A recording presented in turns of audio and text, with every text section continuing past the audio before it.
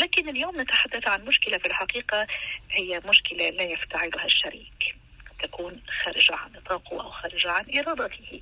هي مشكلة شخير الشريك. هل فعلا يهدد الحياة الزوجية ويؤدي إلى انفصال نفسي والعاطفي والجسدي بين الشريكين؟ دعونا نتعرف على تفاصيل هالموضوع مع دكتور شافع النيابي، الخبير في العلاقات الزوجية والأسرية. سعد أوقاتك دكتور شافع. يمكن من أول وهلة، من أول عنوان، ممكن الشخص يقول لا ترى الموضوع عادي، لكن لا، فعلا بحسب أخصائيين هذه المشكلة اللي هي في الحقيقة هي مشكلة صحية لكن تهدد الحياة الزوجية. البعض منهم حتى يلجأ إلى النوم منفصلا عن الشريك، وهنا يبدأ الانفصال العاطفي والنفسي وما إلى ذلك. أحسنت يا أخت أمال، سعد الله أوقاتكم. طبعا أي شيء في مجال في الحياة الزوجية إذا أخذ أو أهمل وهو قد تكون مشكلة بسيطة ولم يراعى ولم يضع لها حلا باتفاق ما بين الشريكين، فأكيد يتحول مع الوقت إلى ماذا؟ إلى الانفصال، وتكبر المسألة وجمود وجفاف عاطفي وما شابه ذلك. نعم، سمعنا قصص وصلت إلى الطلاق ومحاكم بسبب الشخير، سواء شريك الحياة الزوج أو الزوجة، وهذه مشاكل موجودة. لكن نحن نقول هذه حياة زوجية تحتاج منا إلى أن نتعامل لهذه المشكلة من منظور آخر، ولا ننظر لها منظور هو إنهاء العلاقة أو إنهاء الحياة الزوجية. لابد أن تأخذ موضوع أي مشكلة، مشاكل الحياة الزوجية واختلافات، لابد تأخذ باتفاق ما بين زوجين، في حلول، في يعني تأخذ أكثر من حل مثل ما قلت. يعني نشوف هذا شريك الحياة هل هو بسبب صحيا أو هل هو بسبب النوم في غرفة ثانية أو ما شابه ذلك. أما أن المشكلة أختي آمال بعض الأزواج يتغافل عن الموضوع ولا يحاول أن يحل المشكلة هاي، مما يسبب لها نوع من الأرق، نوع من عدم النوم والهم والحزن. مع الوقت يصير على أن دخول للغرفة أو حتى نوم على السرير كأنه مصيبة وكارثة.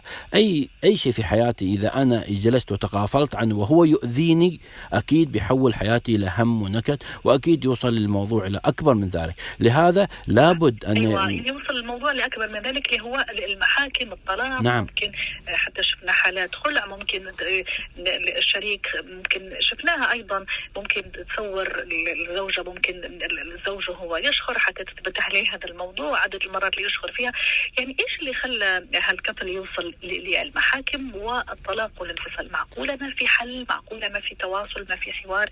معقولة الطرف الشريك هذا اللي عنده مشكلة الشخير عم يكابر، ما عم يعترف بالمشكلة، ما عم يحاول يحلها، ولا الطرف الآخر كمان ما عم يعرف يوصل له معاناته جراء هذا الشخير، خاصة إذا كان بشكل يومي، مش فقط عرضي لأنه ممكن تعبان اليوم أو تعبان اليوم، لا، هو بشكل متكرر ويومي. هو أولا بصراحة استهانة بعقد الزواج. بصراحة أنا نتكلم واقعية أمال، البعض اللي يستهين بموضوع الزواج وينظر موضوع الزواج كأنه ثوب، أنا بسبب أي سبب تافه ممكن أروح أنهي. صحيح في مشكلة، ولابد أن يكون الطرفين مع بعض الأزواج مثلا كزوج لا يعترف بالمشكلة ويقول الموضوع بالطبيعي، فهو يرجع الخطأ للزوج. لابد ينظر ويقف مع الزوجة ويضعون حل للموضوع، يعني ما يتقافلون. وكذلك للزوجة لا تأخذ الموضوع بأن الموضوع هو لذاتها. يمكن البعض الزوجات والله أنا لا أريد أجرحها ولا أريد هذه تحمل، لكن من بعد ذلك أنا أفضل لي أن أجرحها أفضل مما أني أنهي العلاقة والحياة الزوجية. فيصير نوع من التشاور ما بين الزوجين، يعني يضعون لهم حل. نحن ما نعرف شو هي المشكلة، هل المشكلة طبية، هل المشكلة صحية، هل المشكلة في نوع أسلوب النوم أو يعني. أما أن تهمل ولا تعالج وتترك هكذا ويعيشون حياتهم بكتلة من المشاكل وما شابه ذلك، هذا خطأ. هذه حياة زوجية. أنا أريد نوع من السعادة، نوع من الاستقرار، نوع من الطمأنينة، والموضوع يوجد له حل. الإنسان في النهاية مهما كان الشخص يتبع راحته أيضا. أكيد. زي ما تفضلت، في النهاية تصبح غرفة النوم يعني المكان اللي الشخص يرتاح فيه بعد يوم كامل من التعب من العمل، تصبح مكان منفر لأنه الشريك هذا عنده هذه المشكلة ومش حاب يعترف بها، أو الطرف الآخر كمان مش عارف يحلها ولا عارف يعني يبدأ حوار متوازن يوصل فيه معاناته للطرف الآخر. نعم. بعدين وبالتالي أيضا أحيانا يصير الهروب صحيح من هذه الغرفة، وأيضا هذا مشكل آخر وباب آخر للمشاكل، ولا الطلاق النفسي والطلاق العاطفي. خلاص نصير متعودين على أنه إحنا بعد على بعض. ليش؟ لأنه الشريك يشخر، الزوج يشخر أو الزوجة تشخر. صحيح. بعدين لابد أن يوجد هناك نوع من الاحترام، نوع من الاحترام الشريك الحياة اللي هو يشخر، ونوع من الاحترام الثاني اللي هو مستأذي، ويكون نوع من الاحترام مراعاة لمشاعر الآخرين، يكون التعاون بينهم. وأنا لا أحبذ أختي أمان نلاحظ بعض الزوجات أو حتى بعض الأزواج، وأنا نلاحظ من خلال استشاراتنا بعض الزوجات يأخذون الموضوع من نوع كأنها تتكلم عن عدو، كأنها تتكلم ممكن شريك الحياة هذا يشخر، هذا زعجنا. فالمواضيع هاي مواضيع خاصة ما بينكم وبين مثلا الزوج، ولا يخرج يناقشون ويتحاورون فيما بين احترام لها. لا أتكلم عن الموضوع كأنه موضوع، أنا أستغرب بعض الأزواج يأخذ الموضوع موضوع تافه، موضوع بسيط. أنت تافه بأنك أنت نايم، أنت ياس مرتاح، أنت ما داري بالدنيا. يعني البعض يأخذ انزعاج مش طبيعي، فأوضع له حل، بس مش الحل أن الكتمان والتغافل. وتصور كمان أنا والله وأنا عم أعمل بحث عن الموضوع شفت مقاطع لزوجات يعني قمنا بتصوير الزوج وهو غارق في نومه وغارق في الشخير كطريقة للتعبير عن المعاناة.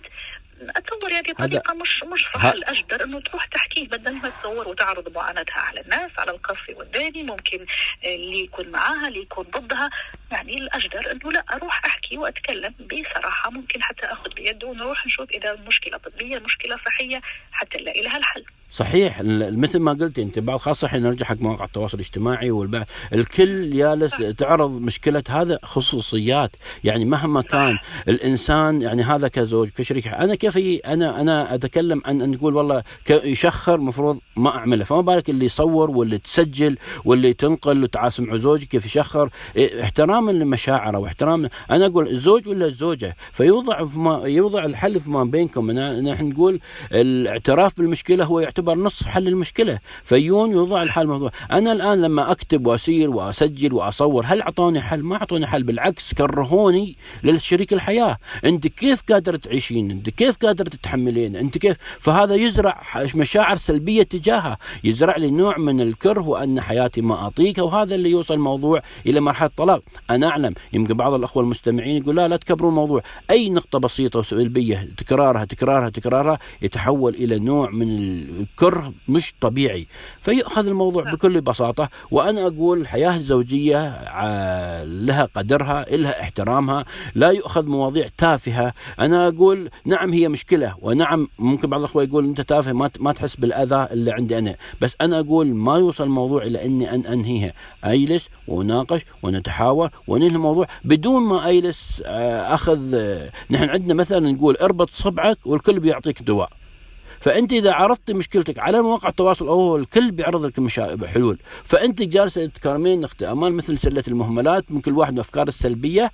كيف تتعاملين؟ اللي شيلي شعره من راسه، واللي ارفسيه، واللي جلبيه، واللي رشي عليه ماي، يعني ليش أنا أضع شريك الحياة حق التجارب للآخرين أو استهزاء أو احترام الآخرين؟ إذا هم ما احترموه، المفروض أنا كشريك الحياة المفروض مني أن أحترم شريك الحياة لإنسانيته قبل كل شيء، ثم للعقد اللي موجود بيننا. صح، والعقد هذا فيه طبعا مودة ورحمة وسكينة. شكرا لك دكتور شافع نيادي، أسعدتنا اليوم ونتمنى لك أوقات سعيدة.